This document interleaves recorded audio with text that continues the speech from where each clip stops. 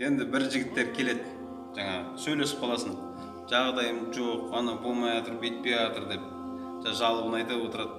Бірақ қарасаң, беті май басып, майланып тұрады да, беті ше лікілдеп. Анау семір болғанда, беті жылтыр да, бірақ жағдайым жоқ деп. Мен айтамын да, шынымен жағдайы жоқ адам ше әбіржіп тоқ та анау адам, тоқ, бірақ жағдайы жоқ та. Біздің жағдай жігіттер салыстырмалы түрде былай айтайық, қараңыз. Жағдайым жоқ деп жүрген кейбір жігіттер, мысалы үшін, өзімізде болып жатыр қой, кафеге барып отырасың, қарасаңыз, салыстырмалы түрде просто ақылды істетейік деп жатырмын да. Сіздің жағдайыңыз қандай екенін. Кафеге барады біздің жігіттер. Отырасың, тамағын жеп болғаннан кейін қанша десе 2000 теңге дейді. Не болмаса 2000, жаңа 1800 дейді. Сен 2000 теңге бересің, сөйтіп не дейді? 10 адамның 9-ы осылай істейді біздің жігіттерде. Тем более, егер ана қыз егер официантка болатын болса, ол онда вообще. 2000 теңге береді да, сдачи не надо дейді. Естігесіздер ме? 200 теңге сдачыңыз қалса, қажет емес, ала сал дейді. Қараңыз, 200 теңге бізге аз деп ойлайсыз ба?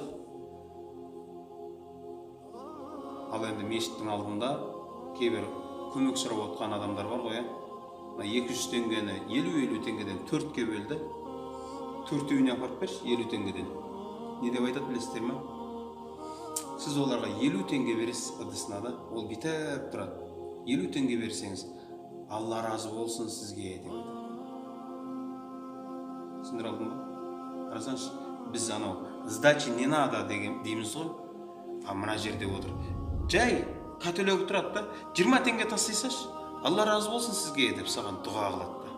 Қарасаңыз, жігіттер, бір адамдар үшін 20 теңге, 50 теңге үлкен ақша да. Ал біз үшін 500 теңге ол ақша емес. Бірақ бізде не дейді? Ішіміз бос, біздің жағдай жоқ. Қарасаң қазір ең жағдай жоқ дегендерде Opel Vectra бар да. Бірақ ол не үшін жағдай жоқ десең, ана Toyota мініп алғандарды көріп алған, болды, соларға жету керек деген сияқты нәрселер да. Жігіттерге айтарық, неге мысалы үшін дінде бүйтеді деген сөйлесіп болсаң, Құдайға шүкір жұмаға барып жүрміз ғой, ана кім жұмаға да бармайды ғой деп. Неге сен дінге келген кезінде өзіңнің алдында, ана 5 уақыт намаз оқып жүр, мен соған жетуім керек деп. Не болмаса 5 уақыт намаз оқып жүрген жігіттер жүр ғой әлі күнге шейін, алхамдулилlah роббил аламин деп, Фатиха сүресін дұрыс оқи алмайды. Неге? Мен Құдайға шүкір анау жұмаға ғана келеді, мен 5 уақытым бар ғой деп. Мәз де мәз. Неге сол 5 уақыт намаз оқып жүргендер анау қарилар сияқты, солар сияқты болуға тырыспайды? Қараңыз, дінге келген кезде біз өзіміздің артымызға қараймыз да, арттағыларға қараймыз да, анау артта келе тұр ғой, мен алдамын ғой деп. Ал дүниеге келген кезде алдымыздағы қараймыз да, енді соған жету керек. Ит құсап шабасында жүресің, жету керек анаған. Бұлайша негізі тоқсын да, үйіңде 2 қабын запаспен тұр. 5 литрлік пістемай запаста тұр. Жартыға қант минимум запаста тұрады біздің үйде. Бәріміздің үйімізде. Қант уже жарты қаптан азайды ма, біз аштан өлетін сияқты уже әрекет жасай бастаймыз. Ойбай таусылайын деп жатыр деп. Банкілерді санамай-ақ қой. Ал пайғамбар саллаллаху алейхи уақытында айтады, шын міскін кім деген кезде садақа беруге кімге болады деген кезінде. Бүгін тамақ жеп отыр ғой, ертеңгі тамақ жоқ адамды айтады міскін деп.